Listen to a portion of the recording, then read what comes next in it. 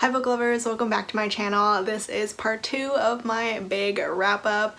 This part is going to be all the books that I read back in January, the first month of 2021. I actually read a ton of books and I want to say 80% of them were all historical romances. And it wasn't just because of historical romance readathon, but I was just in the perfect mood for historical romances. So I pretty much read them for 3 out of the 4 weeks of the month. If you watched my historical romance reading vlog, you'll know my thoughts on some of these books already, but I am gonna go over everything that I read. And the first book that I read in 2021 was Raven Song by TJ Klune. This is book 2 in the Green Creek series.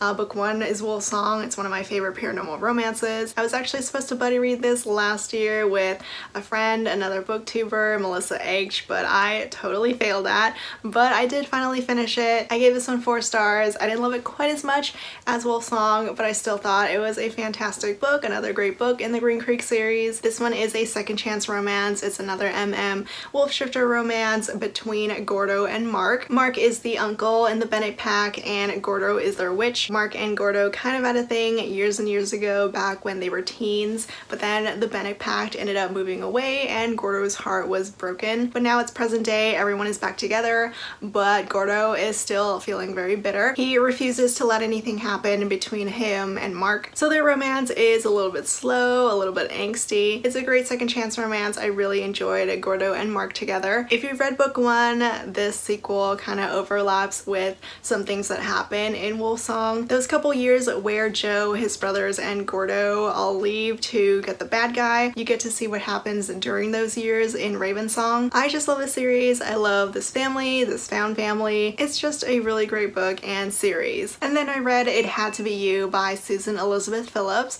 I'm not really sure what prompted me to read this book, but it has been on my TBR for a while. It's one of those old school classic sports romances, almost chick lit kind of. It is the first book in the Chicago Star series about a football team. I gave this one 3 stars. It was good. I didn't love it, but I still did enjoy it. It's enemies to lovers. The heroine Phoebe inherits this football team. She and the head coach Dan do not get along, mainly because Dan thinks that Phoebe is a bimbo. She doesn't know what to do with this football team that she's inherited. He doesn't think that she deserves to own the team. So Dan is not the easiest character to like. He does grow on you a bit towards the end, but I never really loved his character either. Also, I was so shook in the beginning when Dan hooks up with a 16-year-old. I was like, what am I reading? What is he doing? What is going on? But thank God it was not anything gross. The 16-year-old was actually his ex-wife role-playing. So if you do end up reading this book, you don't need to freak out over it like I did. It did read a little bit old. It was published in 1994, but it's still a passable enemies to lovers romance. I really enjoyed Phoebe's character. I love that she showed everyone that she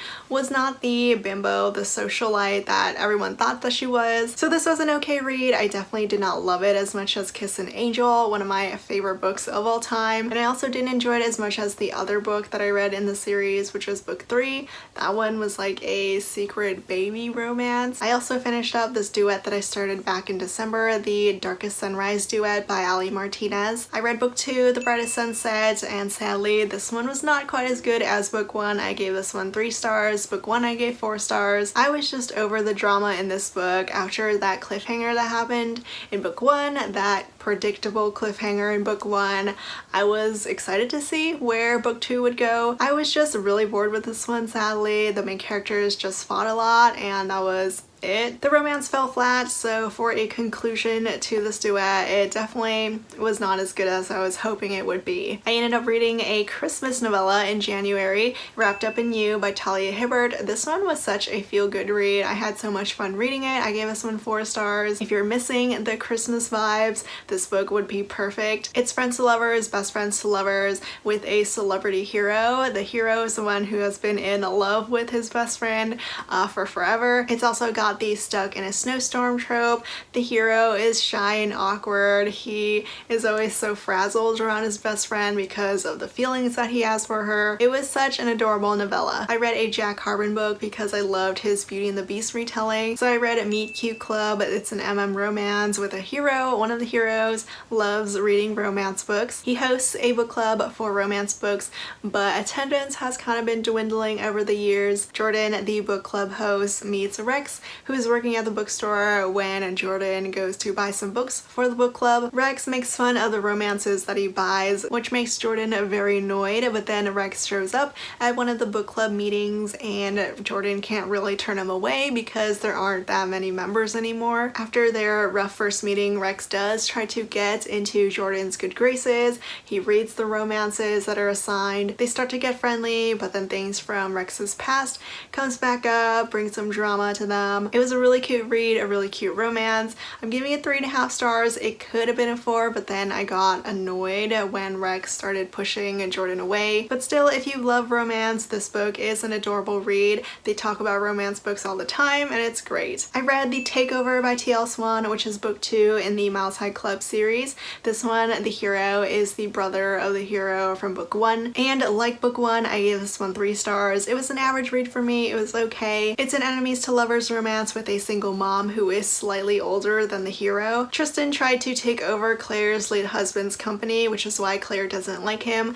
Claire has been trying to keep the company afloat so that she can pass it on to her 3 kids. Claire doesn't really have time for Tristan with a company and 3 kids to take care of, plus she thinks that he's nothing but a player. It's not a bad read, it's not like a bad story or anything, but kind of like how I felt with book 1, there just wasn't anything particularly unique or special about this book that made it stand out. I did like the 3 sons though, and I liked how Tristan connected with them, but still I'm just not in love with this book, with the series, like everyone else seems to be. And then after these couple first reads, I went back to my little mafia binge, which I talked all about in my mafia romance video. I read Ruthless People by J.J. McAvoy, which I gave 4 stars to. That one was a really fun marriage of convenience mafia romance. So much drama, so much violence and killing. I love the heroine. The hero was not as great because he came off as a bit of a brat. I read Ghost by Zavarelli, which is book 3 in the Boston Underworld series. This is another marriage of convenience. I read a ton of marriage of conveniences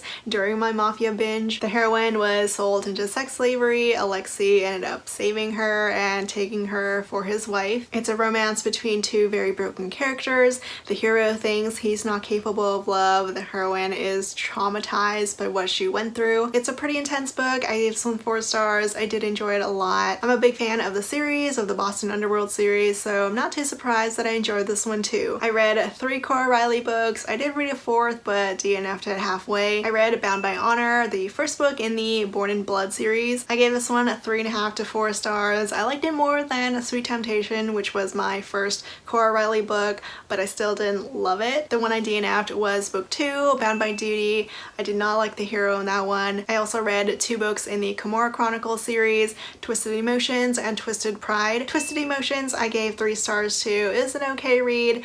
It's another marriage of convenience. I wasn't all that sold on the romance though. A lot of people seem to love Nino the hero, but I wasn't all that into him. Book 3 though, Twisted Pride, was definitely my favorite read of the Cora Reilly books that I read. That one I gave 4.5 stars to. It's a kidnapping mafia romance.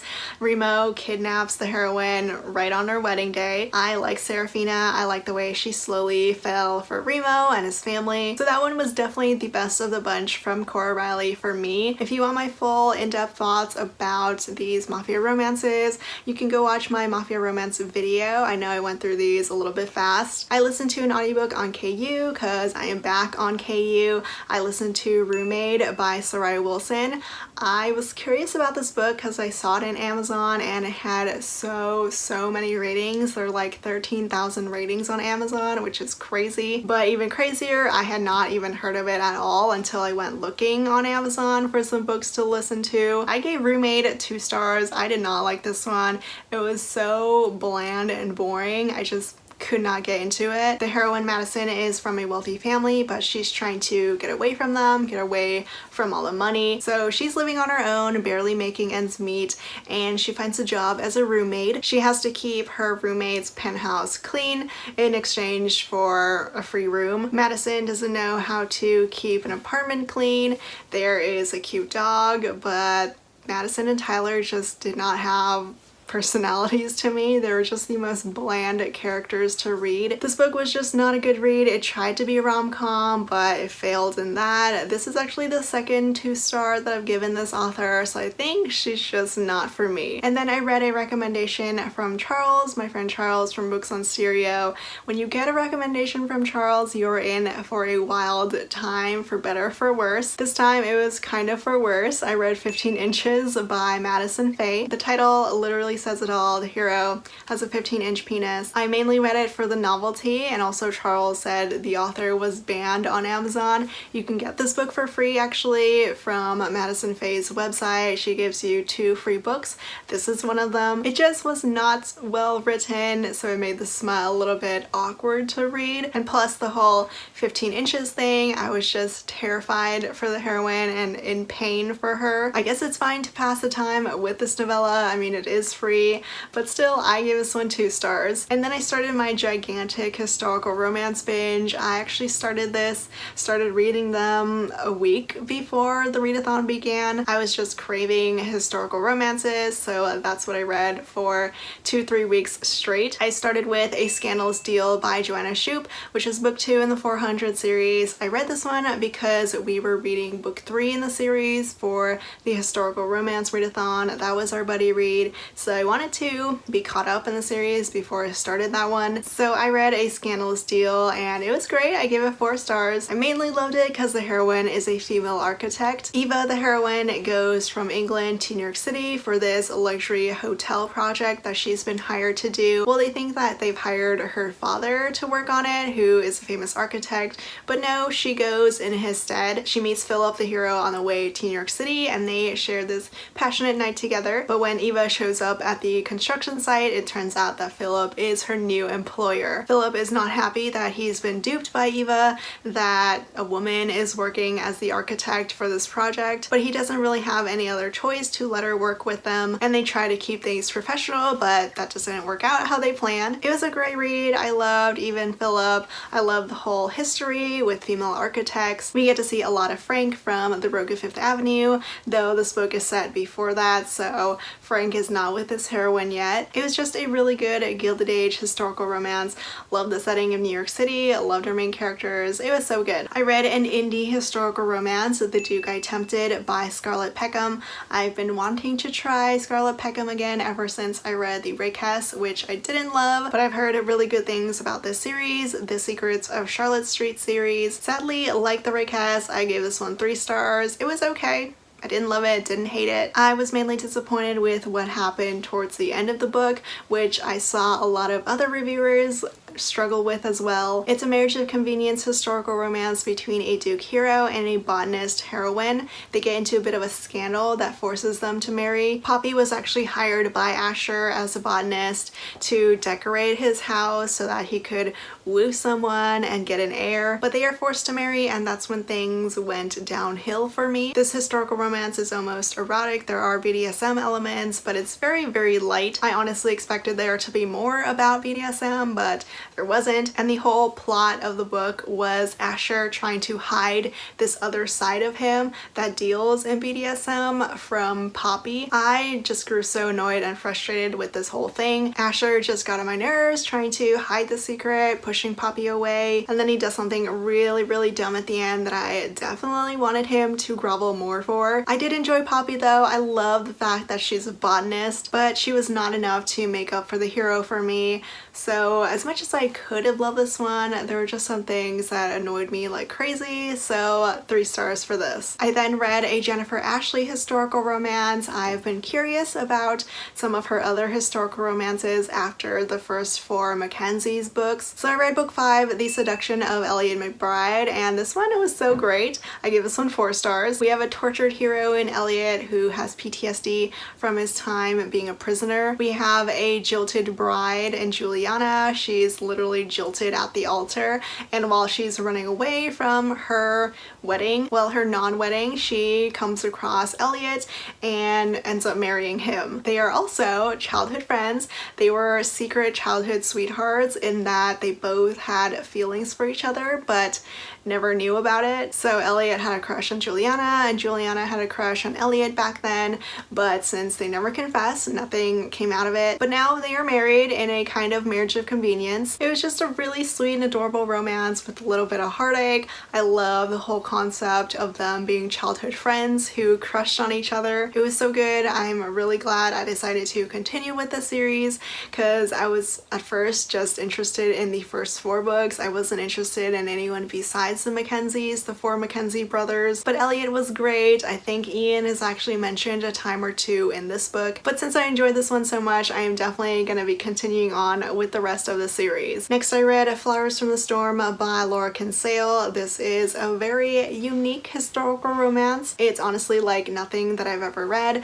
The hero, who is the Duke, he gets a stroke. He loses some brain function, so it's difficult for him to think, to talk, to even move. Jervaux is sent into an insane asylum because of this, and that's where he meets the heroine Maddie. Maddie is a Quaker, which I've never come across in historical romances, which means that she says thee and thou and those old school kind of words. Maddie becomes Jervaux's nurse at the insane asylum. She's the only one that when Jervaux tries to communicate with her, she can somewhat understand. Their romance is fascinating. They actually end up in a marriage of convenience. Maddie helps Jervaux try to relearn how to use his brain. Jervaux tries to pass off as a not insane person so that he won't lose his dukedom and won't be permanently sent into a mental asylum. It's a pretty long, intense read, but I could not stop reading this one. I can see why a lot of people loved it. I gave it 4 stars. It was a very solid read and such a unique historical romance. And then right before the historical romance readathon started, I read Whitney My Love by Judith McNaught.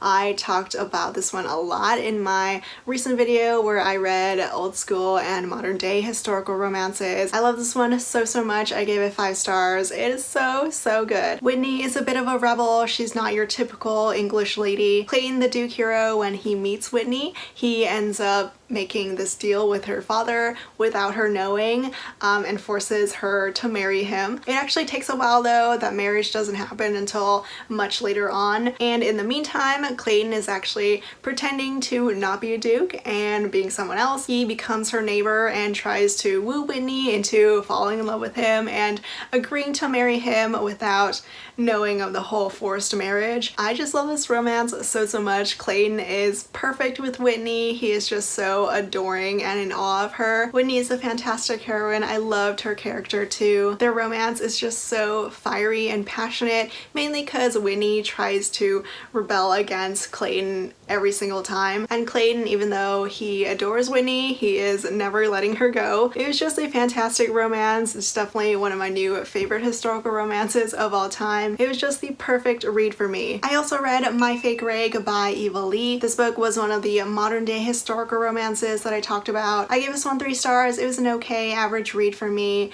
I did want to love it more. It had a lot of potential with the whole friends to lovers romance. Both the main characters are big nerds. The heroine is into science. The hero is into anthropology. In order to get a crush to notice Grace, she decides to transform Sebastian into a rake, into a fake rake, so that he can court her, pretend to court her, and her crush will eventually notice her. This one had a great premise, but it just fell a little bit flat for me. I didn't fall in love with Grace or Sebastian. The romance was just them thinking that the other person would never return their feelings, so they don't confess. It kind of got a bit too frustrating, which is why I can only give this one 3 stars. And then the historical romance readathon started, and I started off my reads with A Notorious Vow by Joanna Shupe. This is the 3rd and final book in the 400 series. It's another Gilded Age historical romance set in New York City. It's a friends to lovers romance, marriage of convenience between a deaf hero and his neighbor who is trying to get out of this marriage with a guy she doesn't want to marry, which is is why they enter a marriage of convenience for 1 year. I enjoyed this one a lot. I gave this one 4 stars. I really liked Oliver and Christina. They try to keep things platonic, but things steam up between them pretty quickly. Oliver was a good hero. He's a very well-rounded character. He has a disability. He's also an inventor. He's kind of a bit hot and cold with Christina, which got a little bit annoying, but I still really liked his character. Christina was not quite as interesting as Oliver, but I still did enjoy them together. I didn't enjoy this one quite as much as A Scandalous Deal. That one is probably my favorite of the series, but still it's a very solid read. I read another Judith McNaught book for the readathon, A Kingdom of Dreams, which is the second book in the Westmoreland series. Technically it's more of a prequel because it's set a couple hundred years before Whitney, My Love. The Duke in A Kingdom of Dreams is the very first Duke of Claymore, and the hero in Whitney, My Love is one of his descendants. So this is a medieval romance and a kidnapping historical romance. Jennifer is Scottish, Royce is English, which makes them enemies. Jennifer ends up being kidnapped along with her sister and becomes a prisoner of Royce's. This part was honestly a lot of fun because Jennifer and her sister would just constantly try to escape. They eventually end up in a marriage of convenience. They're forced into a marriage in order to create this truce. I had a fun time with this one, but I sadly did not love it quite as much as I loved Whitney, My Love, but this one is still 4 stars, so good. I read 2 Beverly Jenkins books for the readathon and also for my then versus now video. I read Vivid, which was her very second release, and Wild Rain, her newest and latest. Vivid was fantastic. I gave this one 4 stars. Vivid, the heroine, is one of my new favorite Beverly Jenkins heroines. She is a female doctor, a black female doctor, which means she has a hard time finding a job, but she eventually does find one in Nate's small town. He doesn't make it easy for her, but Vivid is not one to easily back down either. Their romance is slow and sweet. Nate is a bit of a jerk in the beginning, but he does warm up to Vivid and eventually try to woo her and win her heart. Vivid is such a strong, intelligent heroine. I admired her character so much. Beverly Jenkins always writes the best heroines in her romances. Wild Rain also has another fantastic heroine in Spring. Spring is a lone rancher. She's the kind of woman who never wants to marry and never wants to have any children, and she's totally fine with that. She ends up meeting Garrett during a snowstorm. She saves his life, brings her into his home, takes care of him. Garrett is a sweetheart of a hero. He's just so in awe of Spring, as he should be. He was actually traveling there to interview Spring's brother, a doctor. Instead, he ends up fascinated by Spring, falls in love with her, and just wants to treat her like the queen that she is. It was a really great read. I enjoyed both Garrett and Spring so much. This one, 4 stars for me. I also read 50 Ways to Ruin a Rake by Jade Leigh. This historical romance has the fake engagement trope. I sadly did not love this one like I wanted to. I only gave it 3 stars. It was okay. I was mainly just really annoyed with the hero, with Trevor. He enters this fake engagement so that he can get his grandfather to give him back his funds because he is broke. Melly agrees to this fake engagement so that she can get more suitors. Trevor, to me, just came across as a whiner, so I struggled to enjoy his character. I did not see the appeal of his character. He was selfish, immature. Melly was great though. She's a country girl, but a scientist as well. She sadly though wasn't enough to make up for Trevor's character. Her Wicked Marquis by Stacy Reid is next. I gave this one 4 stars. It was such a great read. It's steamy, it's sensual, it's scandalous. I had so much fun reading it. Marianne, our bookish heroine, is trying to get out of an arranged marriage. She ends up scandalizing herself by saying that the rake hero was seen climbing out of her own bedroom. Nicholas, our Marquis hero, is on a quest for revenge for this childhood sweetheart of his who committed suicide because of these awful men. He has been picking them off one by one, so he is a bit darker than you would expect. I love the romance here. I loved how Nicholas and Marianne first met at a ball. She unknowingly gets him to help her with her revenge against a bully. It was an angsty, emotional read. I loved our main characters. I read Dearest Rogue by Elizabeth Hoyt next. This one I gave 4.5 to 5 stars to. It was so good. It had such fantastic tropes here. It's a bodyguard romance. The heroine is blind. We've got a grumpy hero, a sunshine heroine. Someone is out to hurt, possibly kill Phoebe. James is trying to protect her at all costs. There's one part where James ends up taking Phoebe away to the small town that I grew up in. They stay at an inn, and of course there's only one room and only one bed. They also have to pretend to be husband and wife while they're there. It was just a fantastic read. I loved Phoebe and James so much. It was just full of tropey goodness. This is definitely one of my new favorites of the Maiden Lane series. Next, I read Love is Blind by Lindsay Sands. This one has another blind heroine. She's not completely blind like Phoebe was in the last book. She just has really terrible, really poor eyesight, and she needs glasses for them. But Clarissa's stepmother refuses to let her wear her glasses because she says they make her look ugly, and she needs all the help she can get with finding a suitor. Adrian the Earl is a scarred hero, which means that he is a little bit glad that Clarissa can't really see his face all that clearly, that she can't see the scar on his face that everyone else is so horrified by. They have a feel-good historical romance, and I gave this one 4 stars. And the last historical romance that I read for the readathon, and the one that I read before I went on a Julia Quinn binge, was Devil's Bride by Stephanie Lawrence. I love this one. I gave it 5 stars. It's the first book in the Sinster series, which a lot of people have recommended to me. It's a marriage of convenience between a Duke hero who everyone thought was gonna be a bachelor for way longer than he was, and a governess heroine who is determined never to marry. There is so much good banter between Honoria and Devil. He's determined to woo her and win her hand in marriage. She's determined to refuse him and never marry. They go head to head constantly. It is so much fun to read. The romance is smart and witty, but of course only one of them can win. This book was surprisingly steamy. I was not expecting all the steam here, so that was great to see. Overall, it was just a fantastic read. I'm so glad that I finally started the Sinster series. I'm definitely going to be continuing on with some more books. January was also the month that I decided to read all of Julia Quinn's backlist, and I read 8 books from her last month. I'll be doing a full video on all of Julia Quinn's books sometime soon. I think I have about 2.5 series left from her still to read. So in January, I read Just Like Heaven, the first book in the Smythe Smith series. I gave this one 3.5 to 4 stars. It's like your classic brother's best friend romance. The heroine has been in love with her brother's best friend since forever. It definitely reminded me a lot of The Duke and I, except that Marcus here was not as frustrating as Simon was in The Duke and I. The romance between Honoria and Marcus was really sweet. As the first book in the Smythe Smith series, it's fun, it's a little bit silly. It was a good read, though I didn't completely love it. I also read the entire Bevelstoke series by Julia Quinn.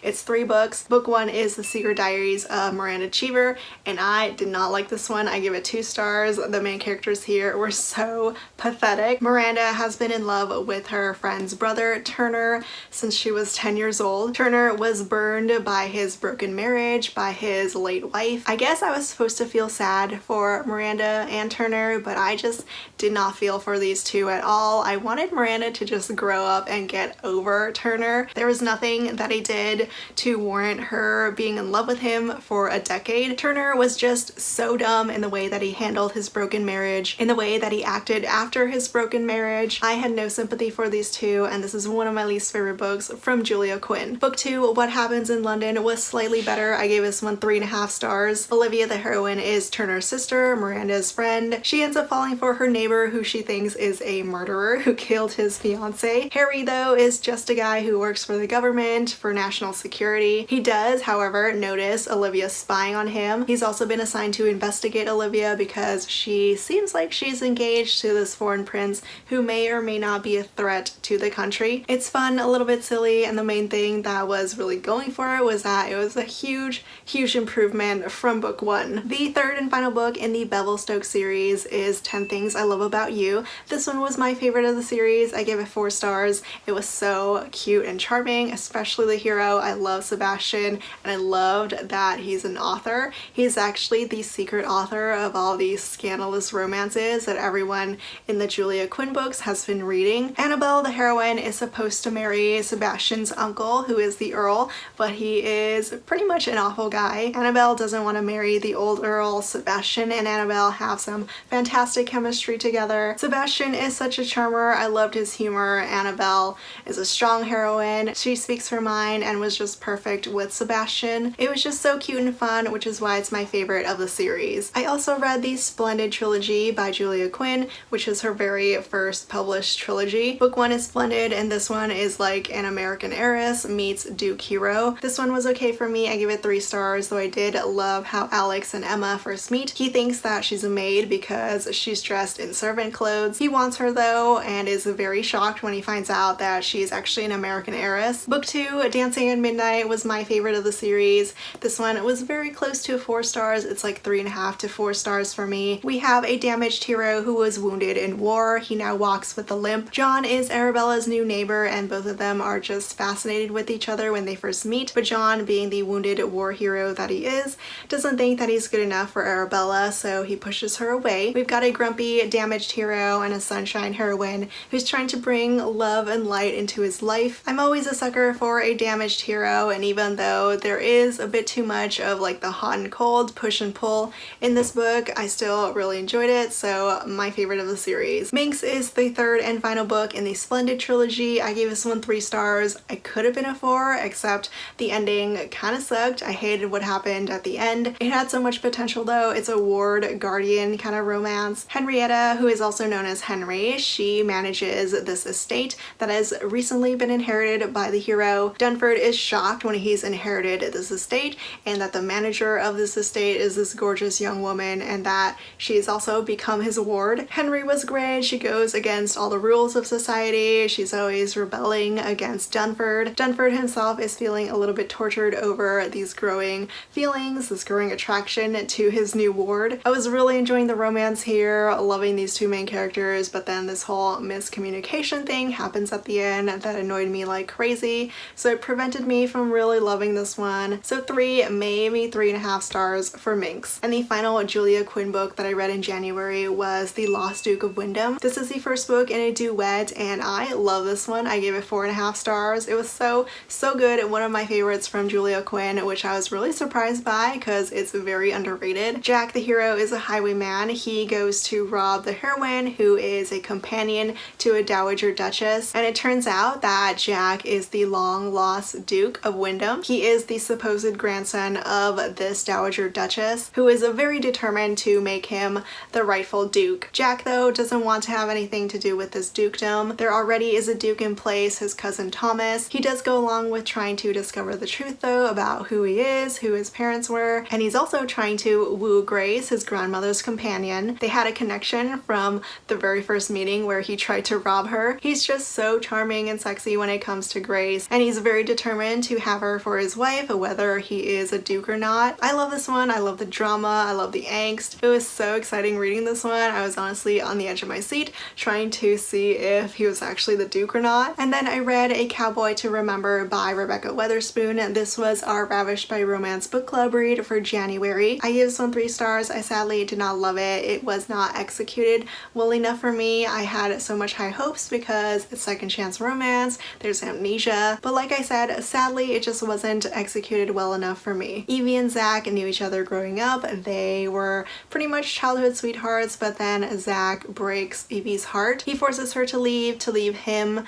to chase her dreams, and she does become a celebrity chef, but then an accident happens and she loses all her memories, but the one thing that she can't remember is Zach. I love the foodie aspect here. The amnesia part was interesting, though not my favorite. I was, however, very frustrated with Zach. He apparently never forgot about Evie, but he never tried to get in contact with her, so I just was not all that sold on his love for Evie. The whole accident thing was not all that fleshed out enough for me. I did really enjoy the dynamic between Zach and his brothers, but overall this one just didn't work out too well for me. Next I read The Sweetest Fix by Tessa Bailey. This one was such an adorable read. I gave this one 4 stars. We have a thick hero who is a baker. He owns a bakery and he is a huge grump. Reese, the heroine, has dreams of dancing on Broadway, and even though she gets this chance of a lifetime to audition, she misses this audition. She finds out that Leo, the hero, is the son of the choreographer she was supposed to audition for, which is why she goes to his bakery to try to get to know him, but instead she finds herself falling for Leo and unable to go through with trying to use him to get to his father. Their romance is so sweet and adorable, but also steamy because it is Tessa Bailey, but Leo is just head over heels for Reese, and I loved it. It's short, it's sweet, both the romance and the bakery. It was such a feel-good romance. Next, I read one of my most anticipated reads of the year, and that is Blood Heir by Ilona Andrews. This is the first book in the spin-off of the Kate Daniel series, and I loved it. I give it 5 stars. I'm such a huge fan of Ilona Andrews. I love their books, I love their series, so I mean, I'm not surprised that I ended up loving Julie's book. Julie is Kate and Corinne's ward, practically their daughter, but she's all grown up now. She's in her mid-20s, she has a different name now, she goes by Aurelia Ryder, and she's finally returned home to Atlanta after years of being away, but she doesn't tell her family she's back because she has something to do in order to protect them. If you love Kate Daniels, you will love Blood Heir. There's action, there's humor, you get to see a lot of secondary characters from the Kate Daniels world. You don't get to see a lot of Kate and Corinne though, because Julie is supposed to stay away from them, and you do get to see Derek, who Julie has been in love with since she was a teenager. Derek is one of my favorite characters. I was so happy when he showed up. Romance wise though, there is barely any. It's more like me projecting onto Derek and Julie, but still I am waiting for the day that they end up together because Derek and Julie are endgame. I just love being back in the Kate Daniels world. Julie is a fantastic heroine. She is similar to Kate but still is able to shine on her own. It was just a fantastic read and definitely one of my favorites of the year. And since I loved Blood Heir so much, I ended up rereading some Kate Daniels book, and I also reread the entirety of Iron and Magic, which is also another spin-off of the Kate Daniels series about the anti-hero Hugh. Hugh was a villain for pretty much the entire Kate Daniels world, but now he's his own hero in his own series. This one I would say is more romance heavy than Blood Heir was. We have a marriage of convenience between Hugh and Alara. Hugh and his soldiers need food and a place to live. Alara needs soldiers to protect her home and her village, so they form an alliance through this marriage of convenience. Even though it is heavier with the romance, it's still a very slow burn, but still fantastic if you do love fantasy romance. There's plenty of action for anyone who loves that from Ilona Andrews. It's just a great fantasy romance. I'm so glad I reread it, mainly because I kind of forgot everything that happened. But the first time I read it, I gave it 4 stars, but on the second read, I might bump it up to like 4.5 stars. It was so good, but I mean, I'm a huge fan of Ilona Andrews. And the final book that I read in January was The Knockout Rule by Kelly Siskind. This is the 4th standalone in the Showman series. I loved book 2. Don't Go Stealing My Heart was one of my favorite reads from last year. The Knockout Rule was really great as well. I gave this one 4 stars. We have a boxer hero who is practically a genius, but he has to play this persona of being a brute. Isla grew up with a boxer father, which means that she wants nothing to do with boxers, let alone date one. She's a physiotherapist who never takes on boxer clients, but because her father is sick, she agrees to be the physiotherapist for the hero, for Eric, who is her father's boxer. But because she refuses to date boxers, she doesn't let anything start up between her and Eric. Instead, Isla goes out with Preston, who is Eric's manager, and Preston woos Isla through Eric's words. It's not really a love triangle because Isla doesn't feel anything for Preston. That whole plot just adds a little bit more angst. I really like this one. It's a great sports romance. If you love boxer heroes, fighter heroes, this one is great. So those were all the books that I read back in January. There were so many. Let me know your thoughts if you read any of these books. I'll link them down below. Thank you so much for watching, and I'll see you all next time. Bye.